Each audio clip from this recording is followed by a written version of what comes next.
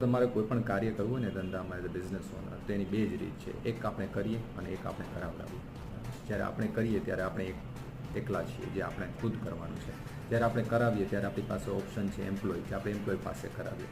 Second આપણી પાસે option છે આઉટસોર્સની અંદર આપણે એમની પાસે કરાવી શકીએ છીએ, પણ ત્યાં આપણા પાસે બે ઓપ્શન છે, કોઈ ઇન્ડિવિજ્યુઅલ, કોઈ એક સિંગલ પર્સનને, અથવા કોઈ કંપની જ્યાં ટીમ બનીને કામ કરે છે.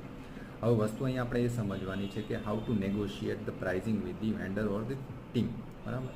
હવે વસ્તુ એ છે કે આપણને જો પ્રાઇઝિંગ ખ્યાલ હશે માર્કેટની, કે આ વસ્તુ કરાવવાની કેટલી પ્રાઇઝિંગ છે. જ્યારે કે માર્કેટિંગ કરવું છે તો માર્કેટિંગની અંદર તમારે પોસ્ટ બનાવવી છે, તો પોસ્ટની પ્રાઇસ શું છે, કેટલી ફ્રિકવન્સીમાં એ પોસ્ટ કરશો, તો તમને હવે રિયલ કેલ્ક્યુલેશન મળશે કે તમે જે વ્યક્તિને હાયર કરવાનો છો તમારી ઓર્ગેનાઇઝેશનમાં, એને કેટલી તમારે કોસ્ટ આપી.